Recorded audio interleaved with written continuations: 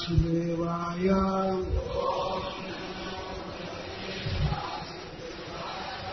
ओम नमो भगवते वासुदेवाय।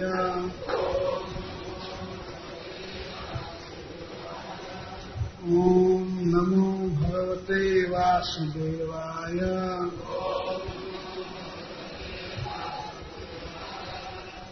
पथि प्रग्रहिणं कंसं आभास्य। पथि प्रग्रहिणं कंसं आभास्याः शरीरवाक्। अस्यास्त्वामष्टमो गर्भो हन्ता यां वहसे बुधा। पथि प्राग्रहिणं कंसं आभास्याः शरीरवाक्। अस्यास्त्वामष्टमो गर्भो हन्ता यां वहसे बुधा।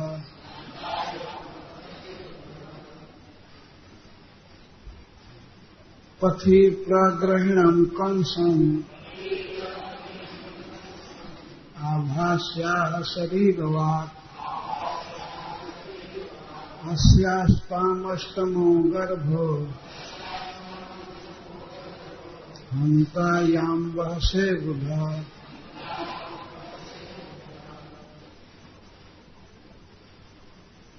पथि जब वसुदेव जी देवक राजा के घर से विदा होकर अपने घर जा रहे थे, रास्ते में प्रगहिनम घोड़ों की लगाम पकड़े हुए कंस को, कंसं कंस को आभास्य संबोधित करके, वे कंस ऐसा कह करके, आह बोला, अशरीर वाक्, ऐसा वाक्य जिसमें बोलने वाला दिखाई नहीं दे रहा। अस्याः इसका, अष्टमो गर्भ, आठवें गर्भ से उत्पन्न संतान, हंता तुम्हारा प्राण नाश करेगा। याम जिस देवकी को वहां से तुम रथ पर बैठाकर वहन कर रहे हो, पति गृह में ले जा रहे हो। अबुधा है मंद बुद्धि, मूर्ख।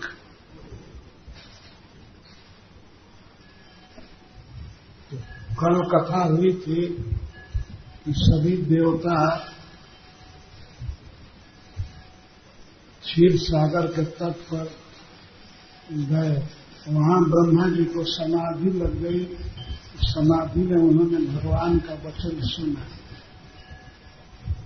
और सभी देवताओं को आज्ञा दिया कि आप लोग भगवान की सेवा के लिए यदुवंश में, कुरुवंश में और अन्य जगहों पर पृथ्वी पर प्रकट हैं। आपकी स्त्रियां भी भगवान की सेवा के लिए, उनकी क्रियाओं की सेवा के लिए जन्म ले हैं। तो ब्रह्मा जी के वचन सुनकर देवता बहुत प्रसन्न हुए और अपने अपने घर आ गए। फिर ब्रह्मा जी अपने परम धाम सत्यलोक में चले गए। श्रील सुखदेव गोस्वामी अब भगवान के अवतार की प्रस्तावना कर रहे हैं। अवतार के कुछ दिन पहले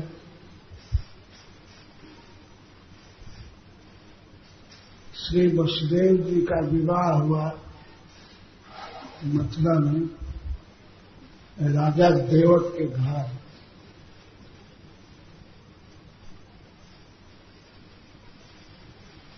वसुदेव जी सूर नामक राजा के पुत्र थे, इसीलिए सौरी कहते हैं। तस्यां तो क्रहिचित छौरी वसुदेवा दोद्वा देवक्या सार्धया सार्धुम देवक्या सूर्या सार्धुम।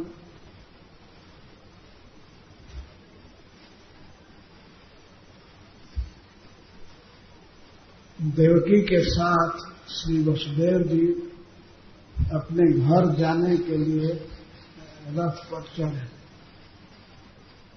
वह रथ बहुत सुंदर तरीके से सजाया गया था।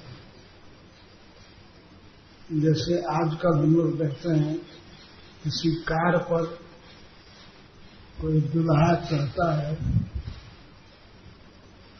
और विवाह के लिए जाता है तो कार को ही सजाते हैं अनेक फूलों से, प्लास्टिक से या अनेक बत्तियों से। तो वसुदेव जी का रथ अनेक अलंकारों से सजाया हुआ, रत्नों से।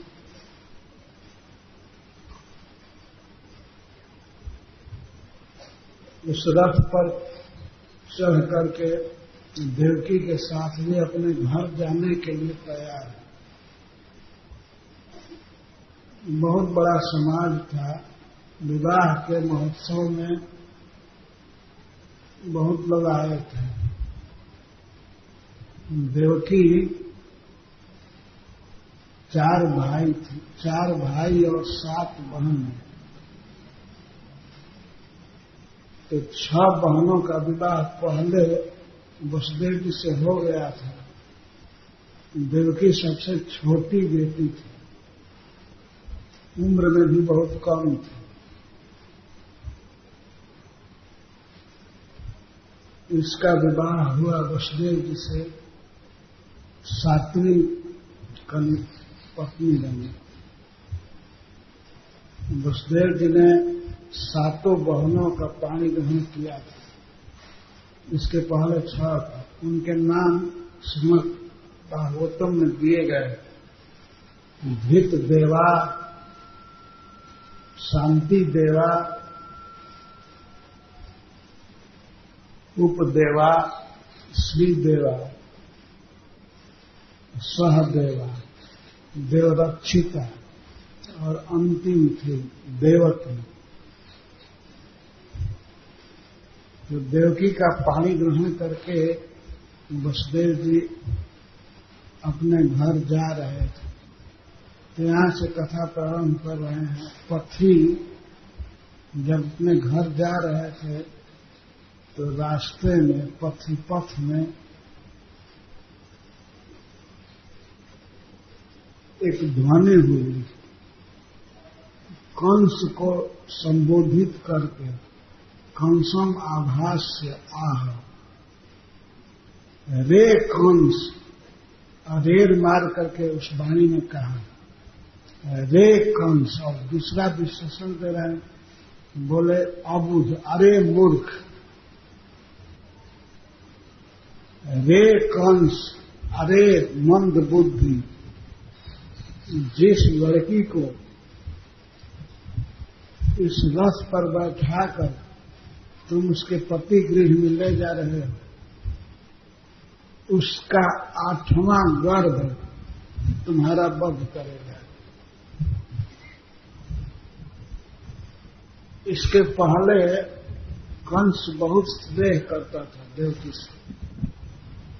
विवाह के अवसर पर जब वो विवाह के दूसरे दिन जब विदा होकर के अपने पिता के परिवार से पति के घर जा रही थी, तो उसके हृदय में बहुत स्नेह उमड़ा है। ये स्वाभाविक है, भगवान के संबंध से नहीं, अपने देह के संबंध से देवकी के प्रति बहुत स्नेह उमड़ा है। कंस राजा का पुत्र था, बहुत बड़े राजा का, उग्रसेन जी का। उग्रसेन और देवक भाई थे। इस तरह से कंस चचेरा भाई लगता था, और राजा होते हुए भी वो स्नेह बस देवकी के रथ पर आ गया और सारथी को हटा करके कहा मैं रथ चलाऊंगा। वो सारथी बन गए कंस। स्नेह के आवेग में व्यक्ति कुछ भी कर सकता है। तो इतना स्नेह उमड़ा अपनी बहन के प्रति, उसने रथ चलाना चालू किया। इसी समय आवाज हुई, अरे मूर्ख कंस। वो चारों तरफ देखने लगा कहां से आवाज आई है। वो समझ गया कि ये आकाशवाणी। हम लोग तो आकाशवाणी सुनते हो तो कहीं यहीं की वाणी होती है, आकाश में घूम करके रेडियो में आ जाती है। लेकिन दिल्ली की होगी या लंदन की अथवा कहीं की वो वाणी आती है, हम कहते हैं आकाशवाणी से हम सुन रहे हैं। लेकिन जो कंस को बोला वो दिखाई नहीं पड़ रहा, अशरीर वाक, ऐसी वाणी निकली कि शरीर नहीं दिखा। प्रश्न हो सकता है कौन बोला। कुछ लोग कहते हैं कि ये भगवान बोले, लेकिन भगवान क्यों बोलेंगे, ये तो निष्प्रयोजन सिद्ध होता है। शब्द मिला करके लगता है ये देवताओं ने कहा। देवता लोग अब निश्चिंत थे कि भगवान का आश्वासन वाक्य मिल गया है, ब्रह्मा जी के द्वारा वे अवतार लेने वाले हैं। तो इस खुशी में देवता लोग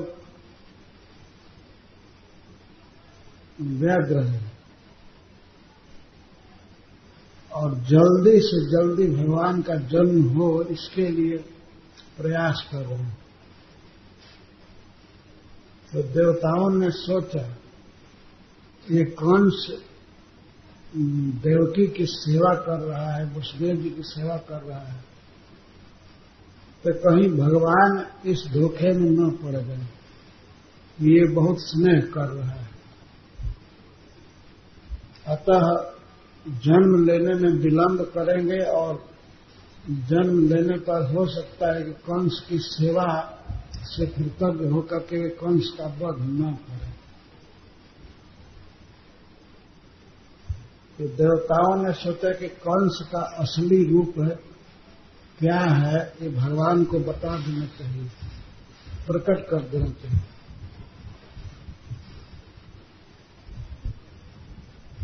इसीलिए उन्होंने ये वाक्य बोला, देवताओं का बोला हुआ वाक्य। वे बहुत खुशी में थे। अरे मूर्ख, जिस देवकी को रथ पर बैठा करके तुम पति गृह पहुंचा रहे हो, वहां से पशु की तरह ढो रहे हो,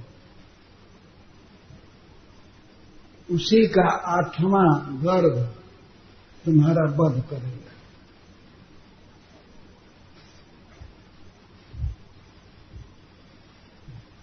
जिसको इतना स्नेह कर रहे हो उसी का 8वां गर्भ।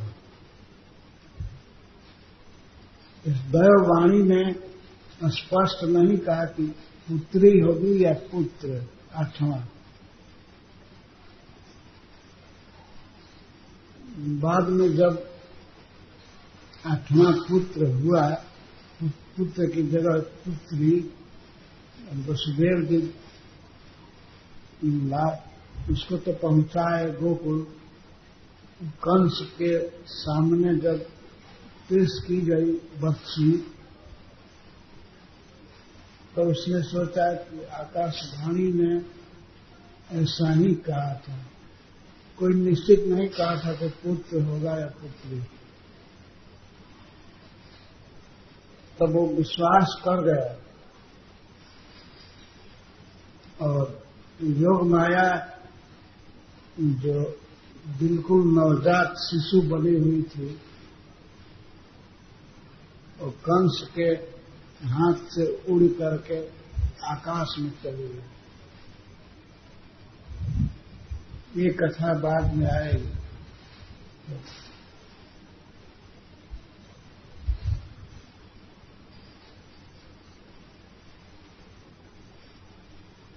भगवान के जन्म की लीला चल रही है।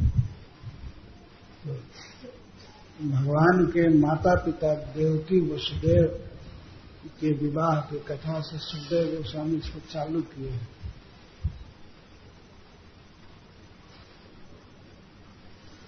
विवाह के दूसरे दिन देवकी पर यह संकट आ गया।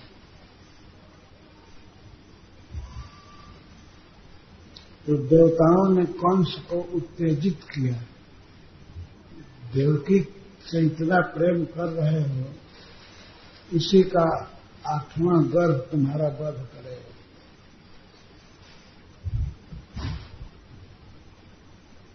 इत्युक्तः स खलः पाप भोजा नाम कुलपांसं भग्निम हंत मारब्धा खलग पाणी कचे ग्रही। इतना सुनते ही कंस, वो तो खल था, स्वाभाविक क्रूर था। जैसे सर्प स्वभाव से ही क्रूर होता है, कहीं छूने पर तुरंत डस देता है, ऐसे आकाशवाणी सुनते ही कंस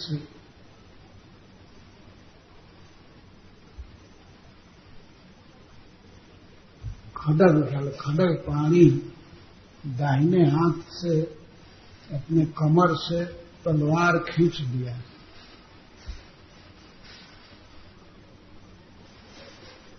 और बाएं हाथ से दृढ़ मुष्टिका से देवकी की चोटी पकड़ लिया। तुरंत मारने के लिए। इसके पहले वह प्रेम से बात कर रहा था, वसुदेव जी से प्रेम से संभाषण कर रहा था और रथ धीरे धीरे जा रहा है। कभी कभी कंस देवकी को स्नेह से देखा करता था और यही सोचता था कि मेरी बहन अब अपने मां का घर छोड़कर जा रही है, तो उसका हृदय गदगद था।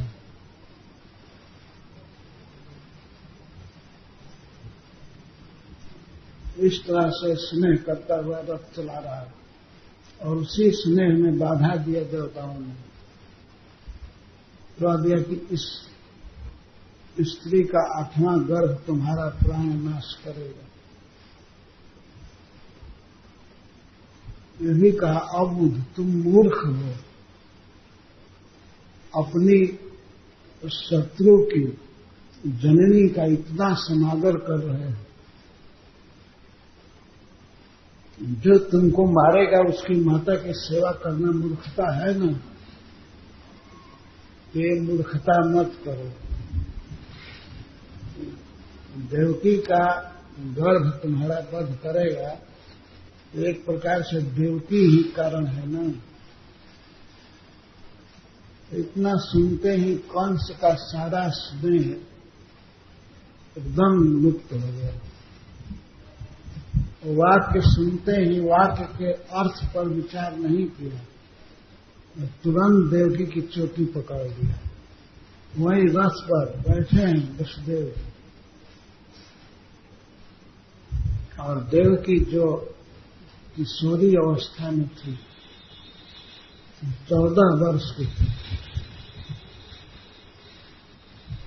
देवकी की चोटी पकड़ लिया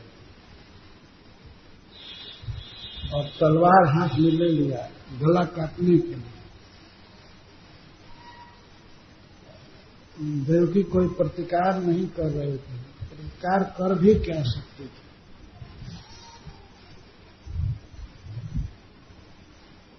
जैसे केस को खींच रहा था वैसे अपना गर्दन करके रो रही थी। आप जरा विचार कीजिए, किसी भी व्यक्ति को जब उसकी गर्दन काटने के लिए कोई आए तो क्या करेगा, उसमें कितनी करुणा उसमें होगी।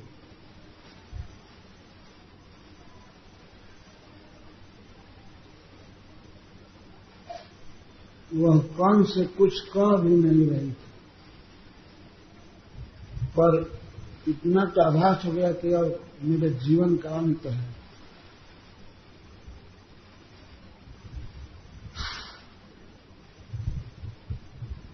और बहुत दुखी थी। और कौन सा स्वाभाविक खल था, सुखदेव जी कहते हैं, इत्युक्त सा खल पाप, वह पापी था, पाप कर्म में सहज प्रवृत्ति थी। इसीलिए सुखदेव जी कहते हैं पाप, वो स्वयं महापाप था, मूर्तिमान पाप।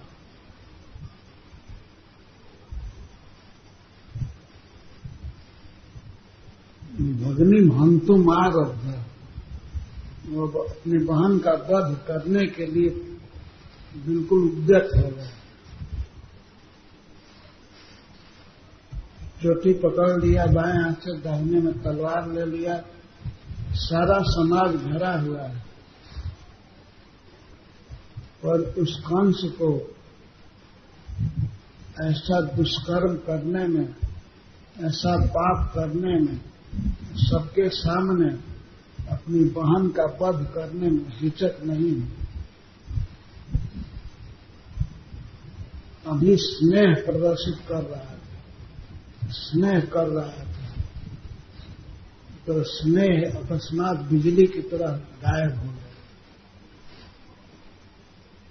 यही है भगवत विमुख दुष्टों का स्वभाव। उनका स्नेह कब समाप्त हो जाएगा कुछ पता नहीं। भगवान के भक्त जब स्नेह करते हैं तो उनका स्नेह जीवन पर्यंत चलता है, लेकिन दुष्टों का स्नेह किसी के प्रति किस मिनट खत्म हो जाएगा कोई पता नहीं। जहां स्वार्थ टकराएगा तो स्वार्थ मार देगा स्नेह को। देवकी के प्रति बहुत स्नेह कंस को है, लेकिन देवकी उसके स्वार्थ में बाधक हो रही है। वो जीना चाहता है और देवकी का 8वां गर्भ उसे जीने नहीं देगा। बहुत बड़ी स्वार्थ हानि है ना।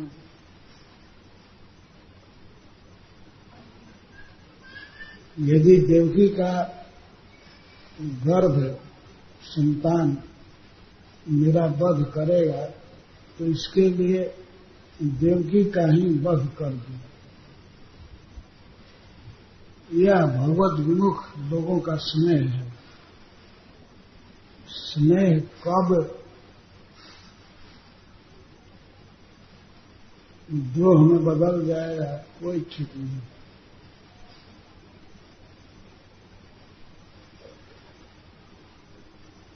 इस संसार में किसी से स्नेह करना, कोई स्नेह यदि करता है तो स्नेह भी बड़ा खतरनाक ही है। और ये प्रेम और स्नेह है क्या? ये तो केवल हृदय की दुर्बलता है। और देवकी विदा हो रही थी अपने घर से, उसकी बहनें सब आई थी, वो मिल रही थी, रो रही थी, और इस कारण से कंस द्रवित हो गया था। जब लड़की विदा होती है तो दूसरे लोग भी रोने लगते हैं। जब वो अपने माँ से विदा होती है, अपने पिता से विदा होती है, तो स्वाभाविक स्नेह छा जाता है। तो इस कारण से कंस तो परिवार का था, उसमें स्नेह आ गया, लेकिन वह स्नेह कब तक रहा? जब तक आकाशवाणी हुई। आकाशवाणी सुनते ही देवकी का स्नेह तिरोहित हो गया, देवकी का वध करने के लिए तैयार हुआ। तो उस समय क्या किया गया? अब तो वसुदेव जी पर जिम्मेवारी थी, जब तक लड़की का विवाह नहीं होता है तब तक पिता उसके रक्षक है। पिता, ऐसा ननु महाराज कहते हैं, विवाह के बाद पति पर उत्तरदायित्व होता है पत्नी की रक्षा का। तो वसुदेव जी अपना कर्तव्य समझकर कंस से बोले, तम जुगुप्सित कर्माणं निरशंसं निरपत्रतम वसुदेव महाभाग उवाच परिशांत हुए। वसुदेव जी ने उपाय किया कंस को समझाने का। वो जुगुप्सित कर्माणं, वो अब काटने ही जा रहा था देवकी को, अति क्रूर कर्म में प्रवृत्त हो गए। जुगुप्सित कर्माणं निरशंसन, वह निर्दय था और निरपत्रतम, निर्लज्ज था। इस समाज के सामने कोई लज्जा नहीं थी। वो विवाह उत्सव था, उसमें बहुत लोग आए थे, संबंधी सब, लेकिन वो निर्लज्ज था, अति क्रूर था। कई विशेषण श्रील सुखदेव गोस्वामी कंस के लिए दिए। जो निर्लज्ज है, अति क्रूर है, उसको समझाना है। और प्रवृत्त है तम जुगुप्सित कर्माणं, वो भगनी वध कार्य में लगा हुआ है।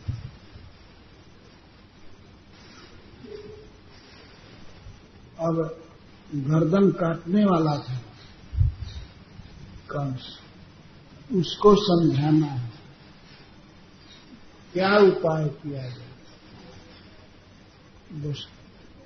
अब तो कुछ उपाय नहीं सोचता था, लेकिन वसुदेव जी बहुत पढ़े लिखे व्यक्ति थे। भगवान का पिता होने का सौभाग्य उनको मिलेगा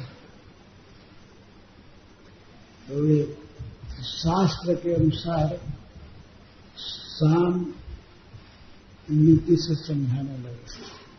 साम, दान, दंड, भेद 4 नीति है। तो वसुदेव जी साम नीति से समझा रहे हैं। कई प्रकार का साम होता है। सबसे पहले गुण कीर्तन, किसी खल के गुणों की प्रशंसा करना, संबंध बताना, जस लाभ बताना। वसुदेव जी समझाने लगे, श्लाघनीय गुण सूरय,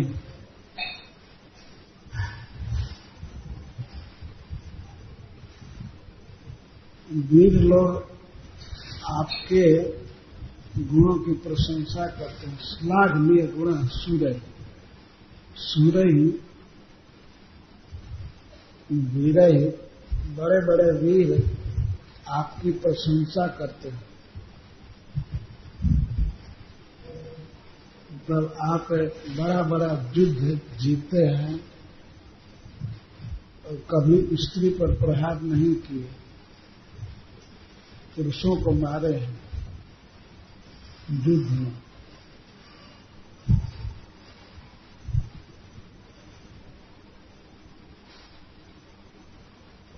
भगवान भोज जशस करा, आप भोजवंश की कीर्ति बढ़ाने वाले हैं।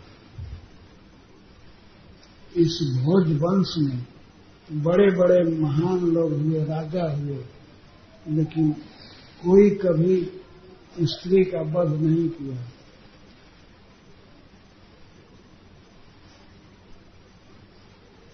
तो आप उसी भोजवंश में जन्म लिए हैं, तो ऐसा कर्म क्यों कर रहे हैं? वो विवाह के अवसर पर जबकि सभी लोग लड़की को कुछ दान दहेज देते हैं, आदर करते हैं, ऐसे समय में स्त्रियां विवाह पर्व आई, विवाह पर्व में विवाह के उत्सव में कैसे वध कर रहे हैं? वो ठीक नहीं। एक तो यह स्त्री है और दूसरे आपकी बहन है, ऐसे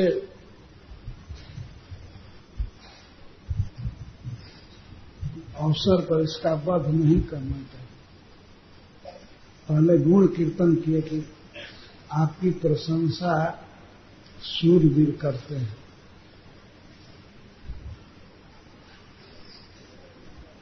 जब आप स्त्री का वध कर देंगे तो आपकी बदनामी होगी, चारों तरफ आपकी निंदा होगी। अतः आपको ऐसा कर्म नहीं करना चाहिए।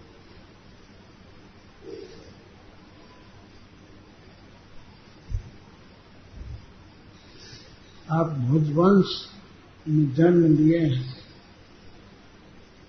कथम स भगिनीम हन्या स्त्रियां विवाह पर्व,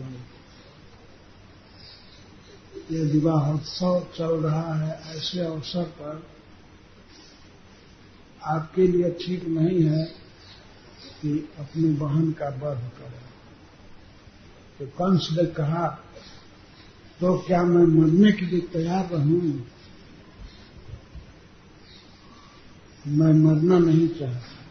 तो वसुदेव समझाते हैं, मृत्यु जन्मवतां वीरा देहे न सह जाए। हे वीर, जो भी जन्म लेते हैं इस संसार में, जन्मवता जन्म लेने वालों की मृत्यु देहे न सह जाए।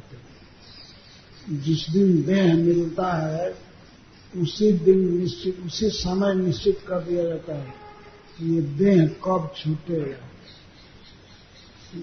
देहे न सह जाए।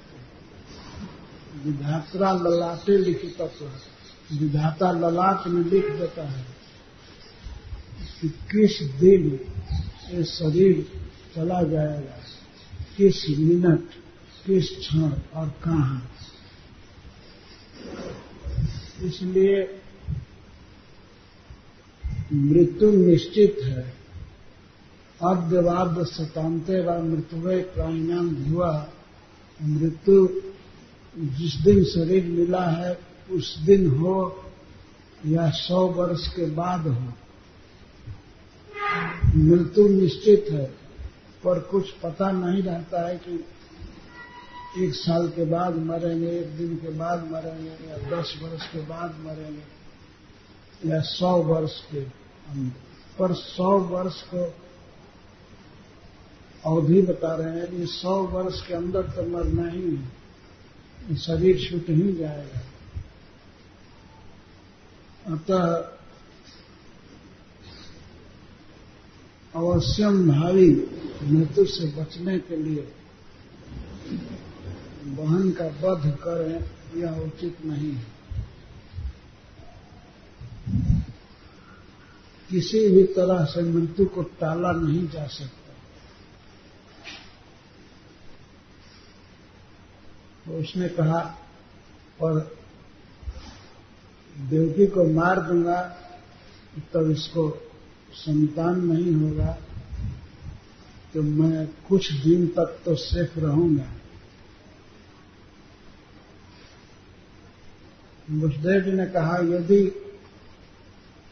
आप देवकी को छोड़ देंगे तो यह समाचार संसार में फैलेगा कि अपनी मृत्यु का कारण जानकर भी कंस देवकी का वध नहीं किया, इससे आपको जसो लाभ होगा, सारी दुनिया में आपके नाम की प्रशंसा होगी।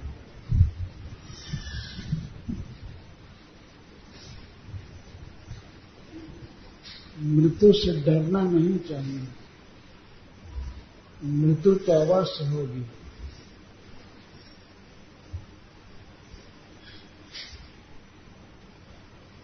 मृत्यु जन्मवतां वीर देहे न सह जाए, देहेना सह, देह के साथ ही मृत्यु का जन्म होता है।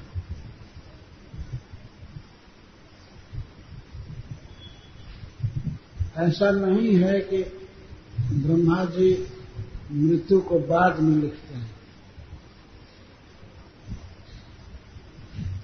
10 वर्ष के बाद या 50 वर्ष के बाद उनको ध्यान आता है कि इस देह की मृत्यु होनी चाहिए। नहीं, उसी दिन जिस दिन देह देते हैं उसी दिन लिख देते हैं। हाथ में, ललाट में, कई जगह लिखा होता है, लेकिन अपने को पता नहीं होता है, लेकिन सब लिखा हुआ है। इसको जानकार लोग जानते हैं।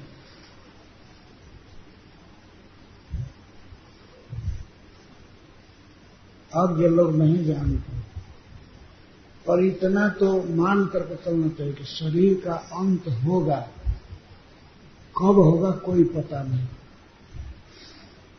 अभी 1 दिन में होगा, 2 दिन में, 3 दिन में, 4 दिन में, या 10 वर्ष या 50, 100 होगा, निश्चित अंत होगा। देह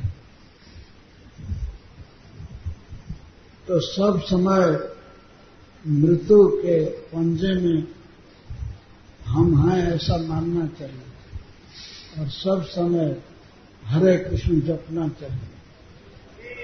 हरे कृष्ण कृष्ण कृष्ण हरे हरे राम हरे राम।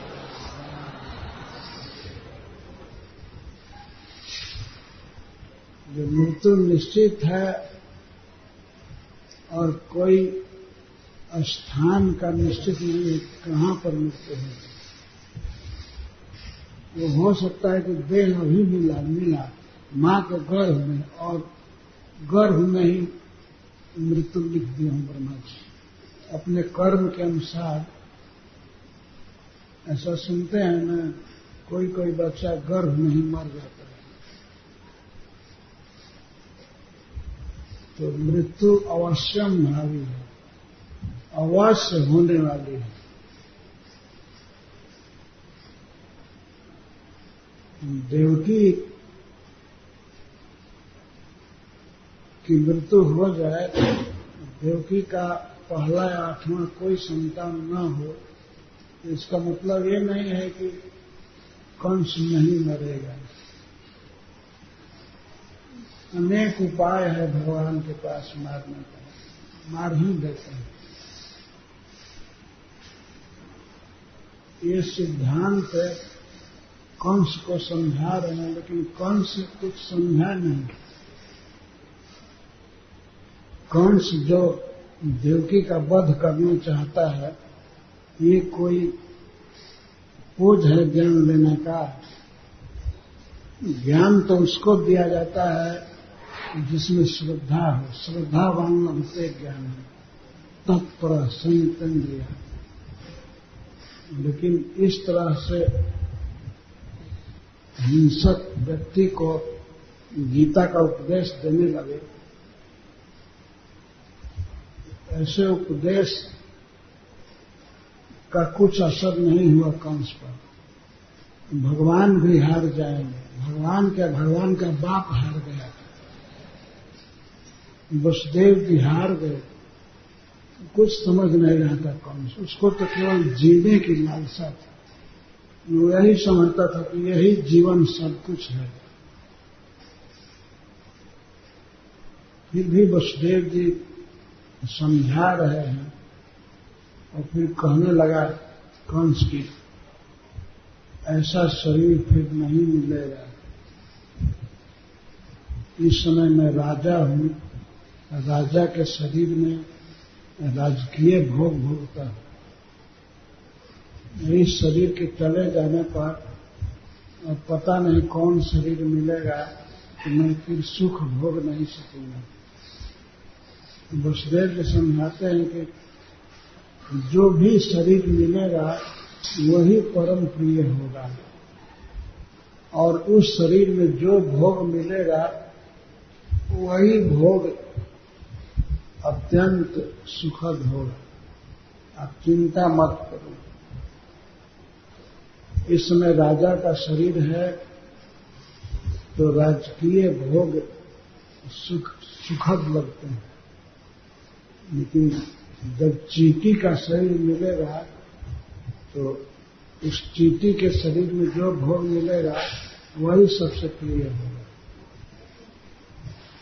जो शरीर मिलेगा वही सबसे प्रिय होता है, और उस शरीर की योग्यता के अनुसार जो भोग मिलता है वो प्रिय होता है।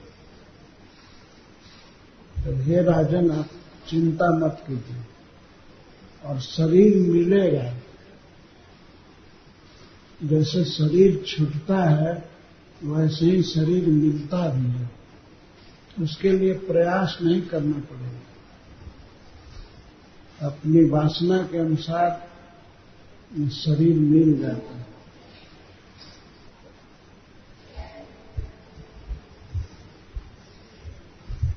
वसुदेव जी समझाते हैं भजन तिष्ठन पदय केन गथैले केन गच्छति यथा तलौकयं देहि कर्म गतिम गतः। जैसे मनुष्य चलते समय एक पैर जमा करके आगे के पैर जमा लेता है तब पिछला पैर उठाता है। ब्रजन तिष्ठन पदय केन, एक पैर से पैर को टिका कर तब पिछला पैर उठाता है। इसी तरह तिल्ली जलऊ का तिल्ली पर लगने वाली जोंक एक अगले तीर को पकड़ लेती है तब पीछे को छोड़ती है। जब शरीर मिलना निश्चित हो जाता है तब ये शरीर छूटता है।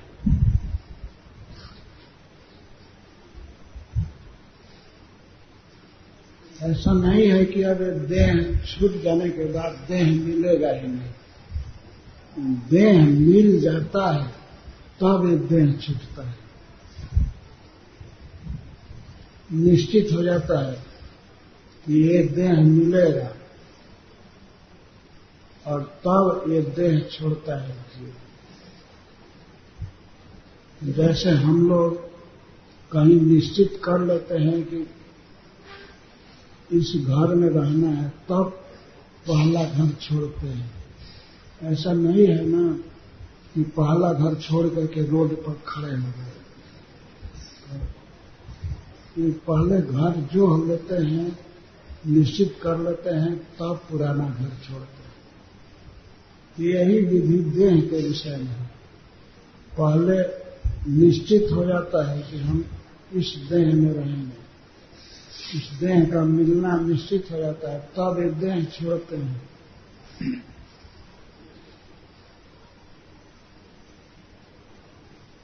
देह छोड़ना, देह ग्रहण करना ये तो चलता ही रहेगा।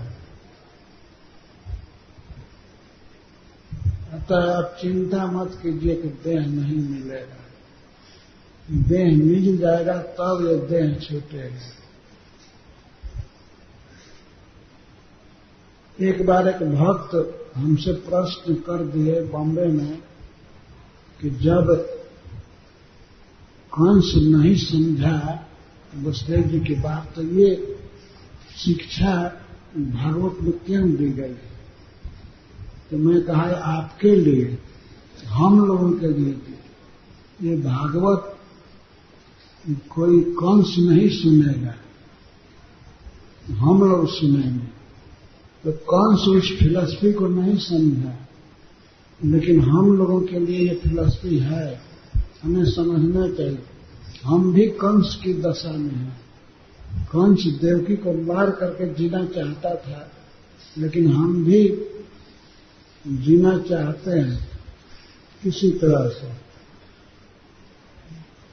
चोरी करके, शराब पी करके, किसी तरह से हम भी जीना चाहते हैं। इसीलिए यह दर्शन, यह फिलॉसफी सबके लिए है। नहीं सोचना चाहिए कौन सी नहीं समझा तो इसकी सार्थकता नहीं है ज्ञान।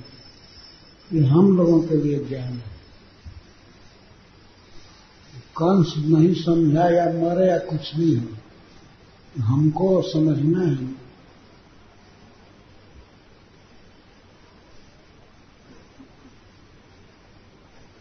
वसुदेव जी और बड़ी बड़ी फिलॉसफी से समझाए।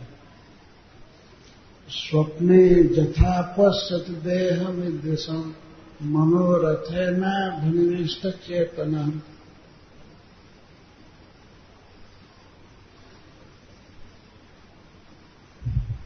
वसुदेव जी ने कहा, कंस जी आप सपना देखते हैं ना?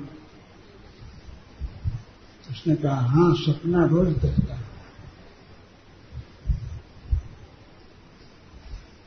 तो सपना में हम लोग क्या देखते हैं? जो दिन में सोचे हैं, देखे हैं या सुने हैं, उसी का संस्कार हृदय पर पड़ता है।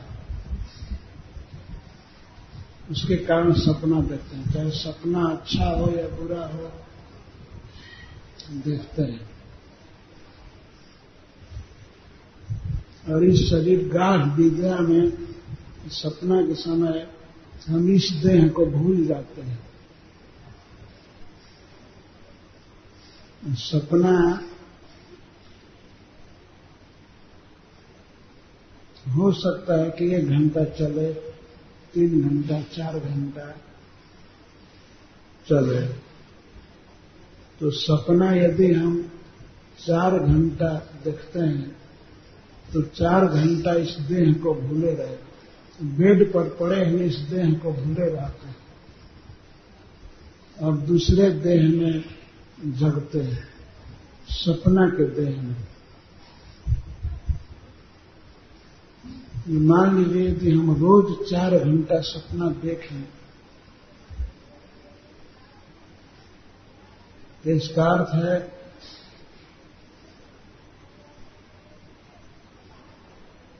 महीने में 120 घंटा भूले रहे अपने को और दूसरे शरीर में रहे, और सपना के शरीर में।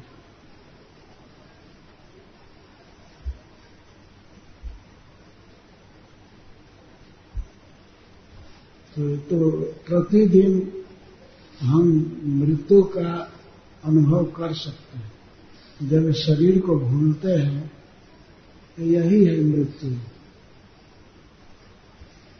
शरीर को भूल जाना ही मृत्यु है।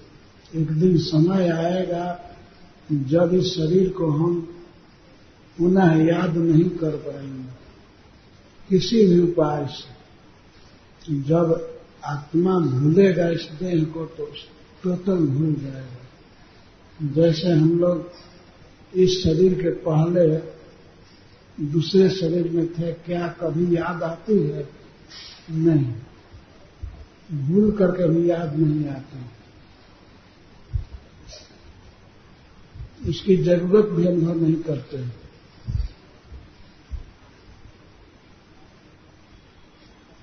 एक दिन समय आएगा इस शरीर को हम पूर्णतः भूल जाएंगे, यही है मृत्यु। और सपना के शरीर में हमारी स्मृति रहती है, तो यही है पुनर्जन्म। जन्म और मृत्यु का अनुभव प्रतिदिन आदमी कर सकता है,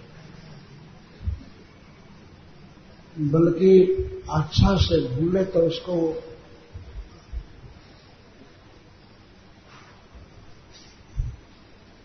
श्रेष्ठ मानता है। किसी से पूछा जाए आज नींद आई थी, अगर अच्छी नींद आई थी तो वो कहेगा हाँ आज बड़ी अच्छी नींद आई, मतलब अच्छा से देह को भूल गया था।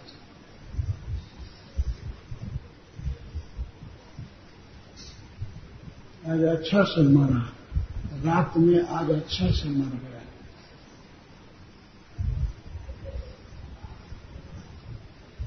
जन्म और मृत्यु ये कोई भयानक चीज नहीं है, ये स्वाभाविक है।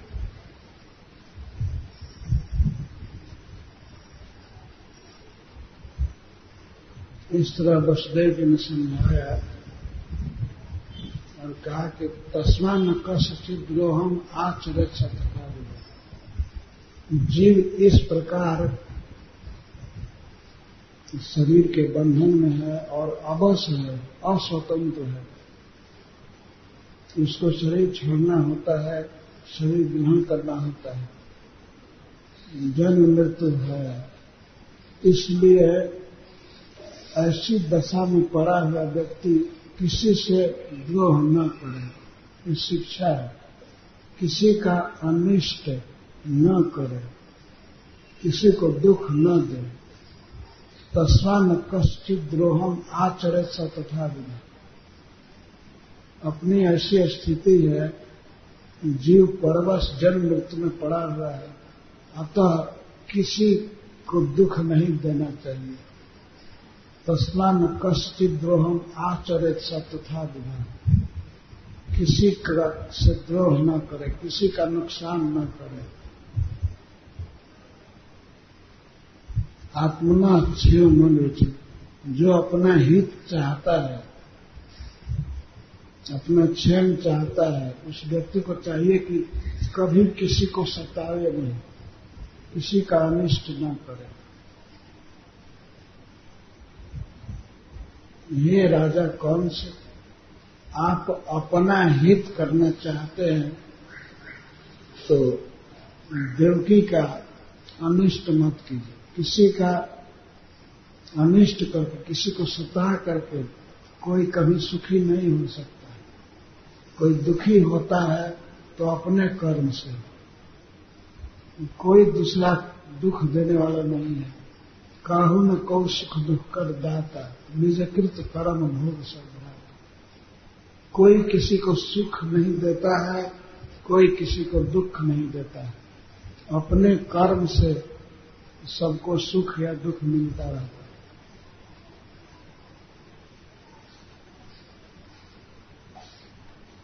देखिए, ऐसा तवानुजा बाला त्रिपुरा पुत्री कोटना, जिसका आप वध करना चाहते हैं, उसको ध्यान से देखिए। ये बेचारी ऐसा तवानुजा,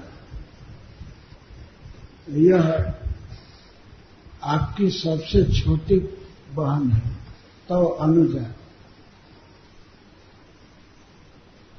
ऐसा तवानुजा, ऐसा सामने दिखा कर कह रहे, यह बेचारी आपकी छोटी बहन है।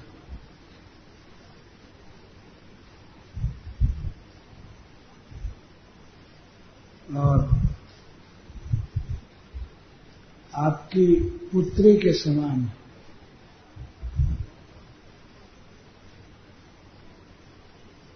बाला, यह बाला है, बहुत कम वयस की है।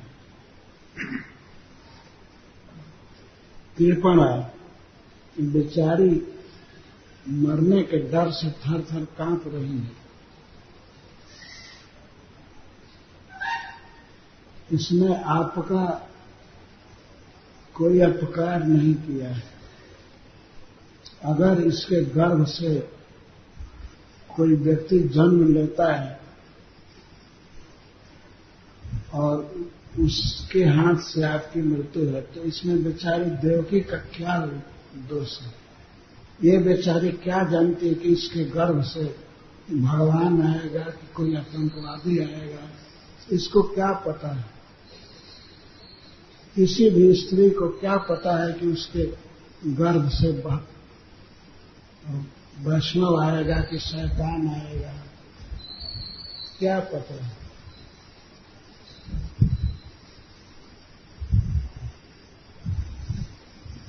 इसलिए राजा, आप इसको छोड़ दीजिए।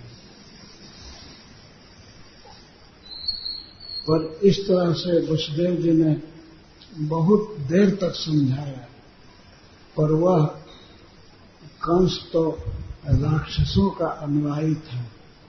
अनेक राक्षस उसके दल में रहते थे, इसीलिए वसुदेव जी की शिक्षा का उस पर कोई असर नहीं हुआ और देवकी की चोटी पकड़े रहे, तलवार हाथ में लिए रहे। वो ऐसे ही देवकी की चोटी पकड़ा था और तलवार लेकर के सूझ रहा था। बस केवल सुना वसुदेव जी की बात और मारने पर फिर भी तैयार रहा। और देवकी इस तरह से सिर को नीचे करके रो रही थी।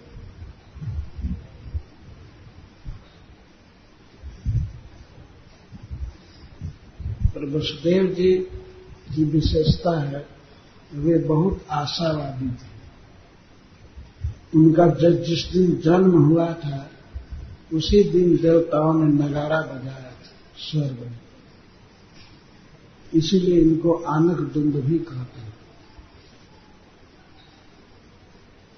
और देवताओं ने कहा था कि यह लड़का आगे चल करके भगवान का पिताश्री बनेगा। वसुदेव जी में बहुत उत्साह रहता था, आशा बनी रहती थी, इसीलिए वे दूसरे उपाय से उसको समझाने लगे। बहुत अच्छा उपाय फेल कर गया। कंस फिर भी देवकी का मस्तक काटना चाहता था, उसी तरह से पकड़े थे। तो वसुदेव जी ने बुद्धि से सोचा कि जहां तक बुद्धि का बल काम करे, किसी की मृत्यु को टालना चाहिए, देवकी को बचा लेना चाहिए। तो उन्होंने कहा, अच्छा एक बात हमारी सुनिए, इसके बाद आपकी जो इच्छा हो कीजिए। आपको मरने का भय है? हाँ है। तो किससे भय है? आपको देवकी से भय है कि देवकी के पुत्रों से? तो उसने तुरंत कहा, देवकी से भय नहीं है, देवकी के पुत्रों से भय है। वसुदेव जी ने कहा, ठीक है, तो इसके पुत्रों को जन्म लेते ही मैं सौंप दूंगा, आप इसको छोड़ दीजिए। जन्म लेते ही मैं बच्चे को दे दूंगा। पुत्रान समर्पय शिष्य जतस्ते भयमुक्त। इसके पुत्रों को सौंप दूंगा, जिससे आपको भय है, मरने का डर है। इतना सुन करके कंस प्रसन्न हो गया और छोड़ दिया, देवकी को छोड़ दिया। और जब छोड़ दिया तो वसुदेव जी बहुत प्रशंसा की, कहे कि वाह, आप वास्तव में दया निधि हैं, इतना जान करके भी अपने शत्रु की जननी को छोड़ दिए, धन्य है आप, परम दयालु है। मतलब इस तरह से मारने के लिए देवकी को पकड़े और फिर भी हमारी बात मान करके छोड़ दिए, तो आप में गुण ग्राह्यता है, गुण ग्राह्यता है, आप गुण ग्रहण करते हैं, धन्य है। प्रशंसा करके छोड़ वो चले गए अपने घर। कंस अपने घर गया और वसुदेव जी अपने घर आए। तो जब प्रथम पुत्र हुआ देवकी के गर्भ से, वसुदेव जी उसको लेकर आए, क्योंकि वे असत्य से बहुत डरते थे। वचन सत्य करने के लिए वे प्रथम पुत्र को लेकर के आए। तो कंस ने देखा वसुदेव पक्का सत्यवादी है, तो प्रसन्न हो गए और तुरंत कहा, आप ले जाइए, आप ले जाइए इस बच्चे को, हमें इससे भय नहीं है। मैंने ध्यान से सुना है, 8वें पुत्र से मुझको भय है, 8वें गर्भ से। ये तो अभी पहला है, आप इसको ले जाइए। वसुदेव जी हंसते हुए ले गए अपने पुत्र को, लेकिन वे रास्ते में सोच रहे थे कंस कभी भी बदल जाएगा। अतः वे यही मानते थे कि बच्चा मरा हुआ है।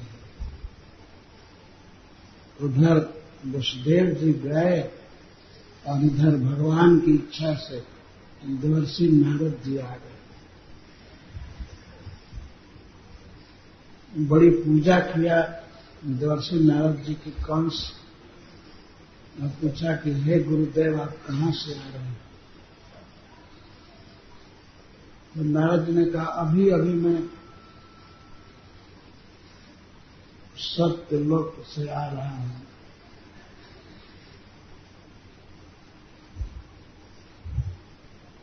वहां का क्या हलचल है? तो नारद जी ने कहा, वहां एक बहुत बड़ी मीटिंग चल रही है। उस मीटिंग में हमारे पिताजी ब्रह्मा जी और भगवान शिव भी थे, सारे देवता सब लोग जुटे थे। तो कंस ने पूछा, मीटिंग में क्या डिस्कशन हो रहा है? नारद जी ने कहा, सब मीटिंग में यही